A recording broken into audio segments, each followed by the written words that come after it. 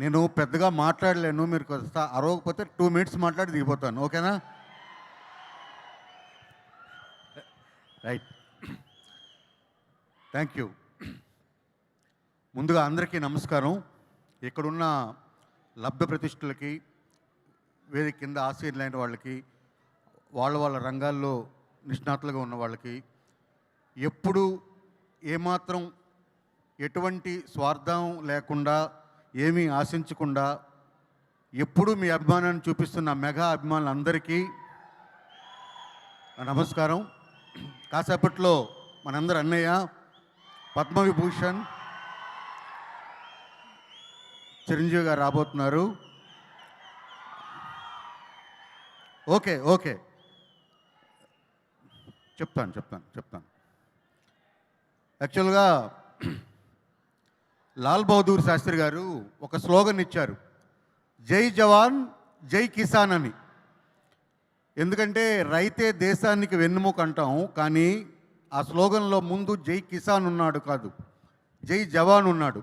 ఎందుకంటే జవాన్ అనేవాడు లేకపోతే దేశం లోపల కిసాన్ లేడు, ఆమ్ ఆద్మీ లేడు, మీరు లేరు, నేను లేను.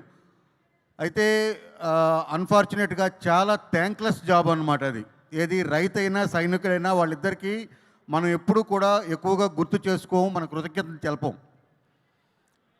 నార్మల్గా ఏం జరుగుద్దంటే పొద్దున్నే లేస్తున్నాం, ఒక చిన్న ఇంటరప్షన్, మళ్ళీ కంటిన్యూ చేద్దరు. కానీ తెలుగు సినిమా ఇండస్ట్రీ గర్వించదగ్గ పేరు, ప్రతి అభిమాని గుండెల నిండా దాచుకునేటువంటి కథానాయకుడు, ఎంతో మందికి సేవలు అందించిన అందుకు మా అందరికీ, మా ఆనందానికి అవధులు లేవు అని చెప్తూ, చిరంజీవి గారు వి లవ్ యూ.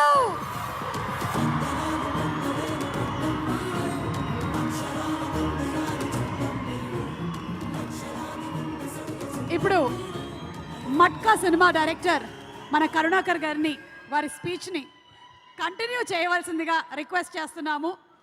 అంటే కరుణాకర్ గారికి కూడా అనిపిస్తూ ఉండొచ్చు, ఇప్పటి వరకు క్లాస్ ఒక లెక్కలో నడుస్తుంది, కానీ మనకి ప్రిన్సిపల్ గారు వచ్చేసారు ఇప్పుడు ఎలా అని కరుణాకర్ గారిని మాట్లాడవలసిందిగా రిక్వెస్ట్ చేస్తున్నాము. సార్,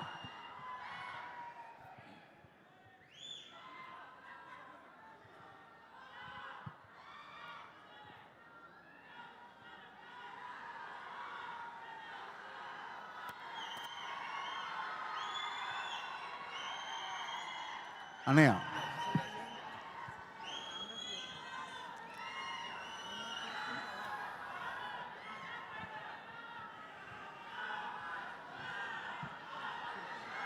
పద్మవిభూషణ్ శ్రీ చిరంజీవి గారిని ఆహ్వానిస్తూ నా ప్రసంగాన్ని అన్నయ్య మీ అనుమతితో కొనసాగిస్తాను. Thank you. అన్నయ్యని పిలవాలా వద్దా పైకి? మేము దిగిపోతాం 2 మినిట్స్.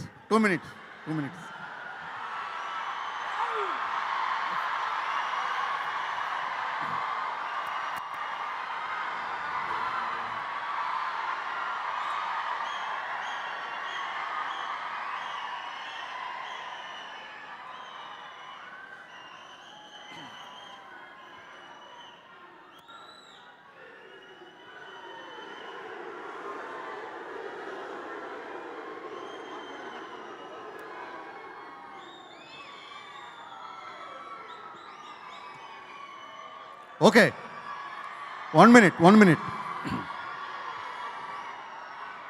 సుమ్మ గారు, మీరు వాళ్ళు కరుణాకర్ గారు, మీకు తెలియనిదేముంది, మన మెగాస్టార్ చిరంజీవి గారు వచ్చిన తర్వాత రీ రికార్డింగ్ ఈ రేంజ్లోనే ఉంటుంది.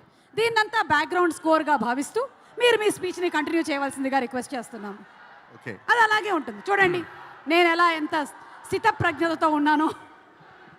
సో మనకి ఫ్రీగా వచ్చే ఏ విషయం పైన కూడా, మనకి ఫ్రీగా దొరికే ఏ విషయం పైన కూడా పెద్ద మర్యాద ఉండదు. మనకి 24 గంటలు గాలి పీలుస్తాం, కానీ గాలి విలువని మనం ఎప్పుడు గుర్తించాం. ఏదో అది మన జీవితంలో భాగంగా ఉంటుంది, దానికి ఎప్పుడు కృతజ్ఞత చెప్పం. అలాగే స్వేచ్ఛ, మనం పొద్దున్న లేస్తున్నాం, మన పిల్లల్ని స్కూల్కి పంపిస్తున్నాం, మనం పని చేసుకుంటున్నాం, సినిమాలకు వెళ్తున్నాం, ఇలాంటి ఫంక్షన్స్కి అటెండ్ అవుతున్నాం, హాయిగా బతుకుతున్నాం, కష్టమో సుఖమో ఈ దేశంలో జీవిస్తున్నాం. వీటన్నిటికీ కూడా ఏమాత్రం మనతో సంబంధం లేకుండా దేశం అంటే మట్టి కాదోయ్, దేశం అంటే మనుషులోయ్, అలా అనుకోకుండా దేశం అంటే మట్టి కూడా, దేశం అంటే మనుషులు కూడా అనుకొని బార్డర్లో నిలబడి మన కోసం, మన స్వేచ్ఛ కోసం పనిచేసే సైనికుడికి మనం ఎప్పుడైనా థ్యాంక్స్ చెప్తున్నామా? ఒకసారి ఆలోచించుకోవాలి. మనం ఎప్పుడూ థ్యాంక్స్ చెప్పట్లేదు. రాత్రి పడుకునే ముందు భగవంతుడా ఈరోజు బాగా గడిచింది, థ్యాంక్ యూ అని భగవంతుడికి చెప్తున్నాం. కానీ మనం ఆ రాత్రి ఆ కప్పు కింద ప్రశాంతంగా నిద్రపోవడానికి ఎక్కడో నిద్ర లేకుండా బార్డర్లో నిలబడిన ఒక సైనికుడు మన కోసం పనిచేస్తున్నాడన్న విషయాన్ని మనం గుర్తించాలి.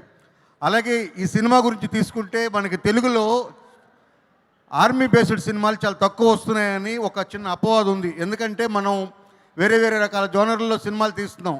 అలాగే ఇందాక నాగబాబు గారు చెప్పినట్టు ఆర్మీ సినిమాలు చేయాలంటే దానికి తగిన ఆహార్యం కావాలి, దానికి ఒక కటౌట్ కావాలి. ఆ కటౌట్ అందరూ చేయలేరు, ఆ బాడీ లాంగ్వేజ్ అందరికీ రాదు. ఈ సినిమా పుల్వామాలో జరిగిన ఒక ఆపరేషన్కి బేస్ చేసుకుని చేసిన సినిమా. వాళ్ళ భావోద్వేగాలు ఏంటి, ఒక ఆపరేషన్ చేసే ముందు ఆ కమాండర్ ఏం ఆలోచిస్తాడు, ఆ గ్రూప్ అంతా ఏం ఆలోచిస్తుంది, మిలిటరీలో ఏం జరుగుతుంది, ఎయిర్ ఫోర్స్లో ఏం జరుగుతుంది, ఇవన్నీ కూడా మాకు ఈ సినిమాలో జనరంజకంగా చూపించడం జరిగింది. ఈ సినిమాని మీరంతా మార్చి 1కి చూసి థియేటర్కి వచ్చి చూసి విజయవంతం చేసి మన మెగాభిమానుల పవర్ని ఇంకొకసారి నిరూపిస్తారని కోరుకుంటూ thank you very much. Thank you sir, thank you. Sagar గారిని మాట్లాడవలసిందిగా రిక్వెస్ట్ చేస్తున్నాము.